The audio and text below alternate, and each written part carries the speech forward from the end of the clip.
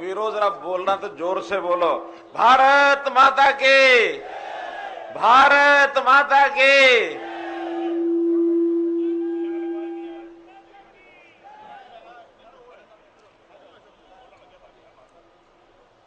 आज के इस पावन अवसर पर हमारे बीच में हमारी सांसद बहन सुनीता दुग्गल जी, हमारे यहाँ के विधायक भाई गोपाल कांडा जी, वरिष्ठ नेता श्री गोविंद कांडा जी, हमारे पार्टी भारतीय जनता पार्टी के वरिष्ठ नेता यहाँ के प्रभारी श्री अमरपाल राणा जी, श्री कृष्ण बेदी जी, श्री अमन चोपड़ा जी, श्री ओम प्रकाश मक्कड़ जी, श्री रामनारायण कक्कड़ जी, श्री भारत भूषण अहलावादी जी, उपस्थित सभी सज्जन वृंद भाइयों बहनों, आज का यह अवसर समाज के उस वर्ग को याद करने का अवसर है जिसको अरोड़वंश समाज इस प्रकार से कहा जाता है और अपने इतिहास को संजोए हुए जिनको एक स्वाभिमान की अनुभूति होती है, एक संघर्षशील समाज, एक वैभव को, पराक्रम को और अपने जीवन में उसका हिस्सा बनाने वाला समाज, ऐसे समाज की जब याद आती है तो वास्तव में देश का विभाजन वो याद आता है। राजा अरुट के वंशज सब लोग पश्चिमी पंजाब और सिंध के इलाके में अपने खेती बाड़ी के काम में, व्यापार के काम में, अब उस समय पता नहीं नौकरियों में कोई जाता था कि नहीं जाता था, लेकिन पारिवारिक दृष्टि से, सामाजिक दृष्टि से बहुत ही संपन्न समाज ये था। और अचानक जब ये विभाजन की विभीषिका, जो प्रधानमंत्री जी ने भी 14 अगस्त को जिसको याद करने का जिक्र किया है कि 14 अगस्त देश का विभाजन हुआ था, 15 अगस्त को आजादी मिली थी। इस 14 अगस्त को हम हर वर्ष विभाजन विभीषिका स्मृति दिवस इस रूप में मनाएं ताकि अपने आने वाली पीढ़ियों को हम हमेशा याद कराते रहें कि कैसी थी वो विभाजन की पीड़ा। देश को आजाद कराने की बात हमने कही, लेकिन विभाजित देश को आजाद कराने की बात नहीं थी, अखंड भारत को आजाद कराने की बात थी। लेकिन उस समय की जो भी परिस्थितियां रही हो, वो एक मिला जुला एक अवसर था वेदना का और प्रसन्नता का। वेदना विभाजन की, प्रसन्नता स्वतंत्रता की, आजादी की। तो इस प्रकार का एक दोहरे घटनाक्रम का ये चशमदीद गवाह अरोड़वंश समाज,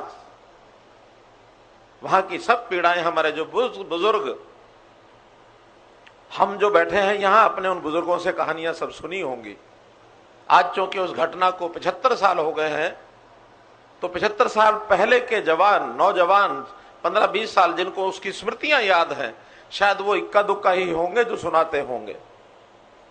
लेकिन हम सबको पता है, अब ऐसे समाज ने आकर के इस देश में अपना सब कुछ गंवा देने के बाद भी अपने पैरों पर खड़े हुए, मेहनत की, परिश्रम किया, खेती की, व्यापार किए और आज अच्छे अच्छे स्थानों पर पहुंचे हुए हैं। प्रभु की कृपा है। एक प्रसंग ऐसा भी हमको जानकारी मिलती है, उस समय संविधान के निर्माताओं ने जब संविधान बना रहे थे तो एक विषय आरक्षण का चला कि समाज के वो वंचित समाज, पीड़ित समाज, उसको आरक्षण देकर के मुख्य धारा में लाया जाए। देश की आजादी के बाद संविधान लागू होने से पहले इस अरोड़वंश समाज की,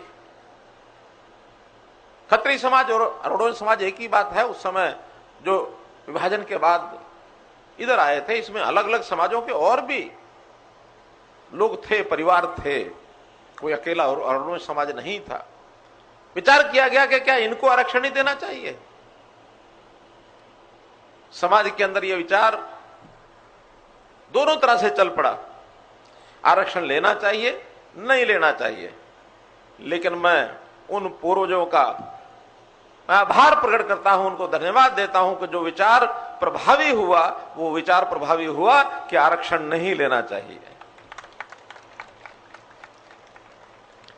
और मैं समझता हूं ये बहुत बड़ा कारण है कि समाज के लोगों ने अपने इनिशिएटिव से, अपने पुरुषार्थ से, अपनी मेहनत से सब कुछ लुटाने के बाद भी अपने पैरों पर खड़े होकर कैसे ऐसे स्तंभ बने।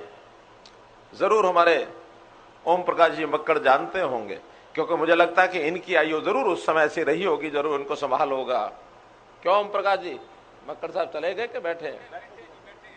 मक्कड़ जी, आपकी आयु उस समय कितनी थी? देश के विभाजन के समय 1947 में कितनी उम्र थी?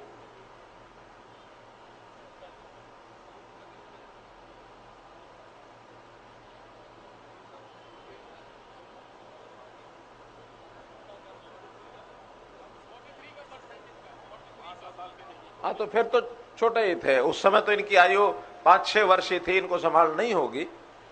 लेकिन आज इनकी आयु 90 वर्ष से ऊपर है, 92-94 वर्ष है, वो जरूर संभाल रखे हुए हैं। तो मैं इसलिए ये घटना सुना रहा हूं कि आज जब समाज के बारे में चिंतन करते हैं तो बहुत से ऐसे बड़े बड़े नाम जिन्होंने ख्याति प्राप्त की है, मुझे उसमें से कुछ याद भी कराए गए हैं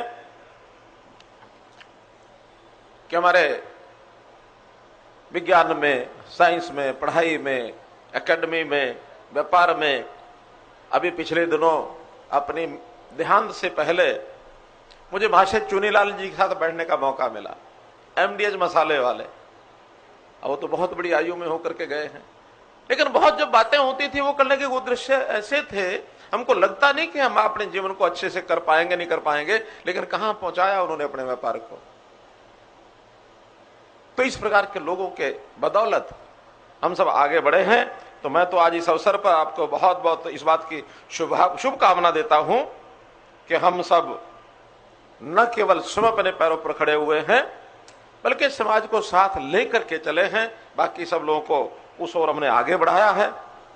अब ये जो एक स्थान, चूंकि समाज को कहीं ना कहीं सामाजिक गतिविधियों के नाते से कुछ स्थान की आवश्यकता होती है, तो जब गोपाल कांडा जी ने मुझे बताया कि एक ऐसा स्थान है जो वर्षों पहले अलॉट तो हो गया था, लेकिन किन्हीं कारणों से कोई पेच फंसे होंगे जिसके कारण से और हम ले नहीं पाए, और चूंकि लंबा काल जब हो जाता है तो उसके ऊपर फिर कीमत, और कीमत के बाद ब्याज, और ब्याज के बाद पेनल्टी, और पेनल्टी के बाद 10 तरह के व्यवधान।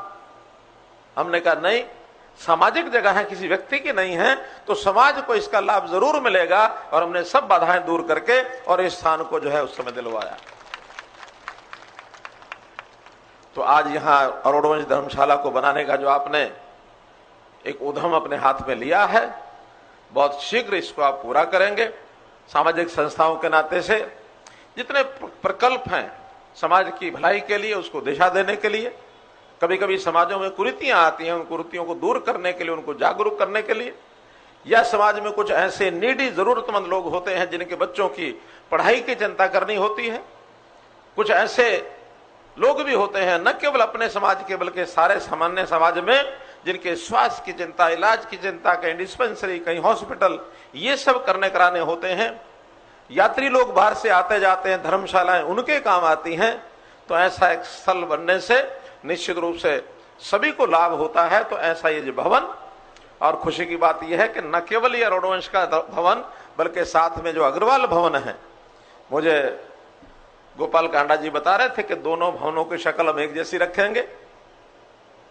मैंने यही जोड़ा था कि भवन एक जैसे रखना बड़ा आसान है, लेकिन आपसी भाईचारा, पड़ोसियों में जो भाईचारा होता है तो भाईचारा भी बड़ा जबरदस्त होता है।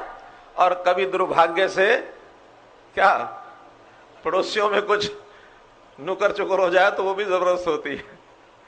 तो ये समाज, चाहे अग्रवाल समाज, अरोड़वंश समाज, दोनों का भाईचारा भी इसी प्रकार से बना रहे जैसे आज दिखता है, क्योंकि पूरे समाज को एक संगठित रखना ये हमारे आगे की पीढ़ियों के लिए बहुत जरूरी है।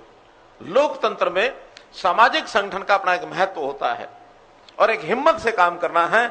अच्छे को अच्छा कहना, गलत को गलत कहना, ठीक को ठीक कहना, बुरे को बुरा कहना, इसकी हिम्मत भी हम मेरे सब में मन में होनी चाहिए। क्योंकि समय समय पर बहुत से अवसर ऐसे आते हैं जब आपको अपना एक सामूहिक शक्ति के नाते प्रदर्शन करना होता है, तो आप अपना प्रदर्शन बढ़िया ढंग से करते रहें। सिरसा की जनता के लिए मैं इस प्रकार के स्थानों के शिलान्यास के अवसर पर बहुत बहुत बधाई और शुभकामना देता हूं। अब पीछे से थोड़ा थोड़ा बोल रहे हैं गोपाल जी कि खाली शुभकामनाओं से कार्य नहीं चलता। मैंने कहा कोई बात नहीं, सबसे पहले तो हमारी सांसद है, खाली भाषण दे गई, ऐसे काम नहीं चलेगा। 5-5 लाख रुपए दोनों भवनों को तो देंगे ही। वो कहते 5-5 मैं दूंगी। और भाई गोपाल जी का और गोविंद जी का तो डबल जिम्मेवारी बनती है, तो इनका 5 से काम नहीं चलेगा, 11-11 ये भी देंगे, ठीक है। और भाई जब आप मेरे से अपेक्षा करते हैं तो दोनों भवनों के लिए 21-21 लाख रुपया मैं अपने डिस्क्रिप्शन कोटा में से भी देता हूं। कुल मिलाकर के दोनों भवनों के लिए आज ये 32 और 5 37 लाख रुपया अग्रवाल भवन के लिए और 37 लाख रुपया अरुणवंश भवन के लिए, इन दोनों के भवनों के निर्माण में हमारा जितना भी सहयोग है हम उसको करेंगे। लेकिन चिंता मत करना, आगे भी कभी सरकार से कोई अपेक्षा हो, जब तक मनोहर लाल है चिंता मत करना। बहुत बहुत धन्यवाद।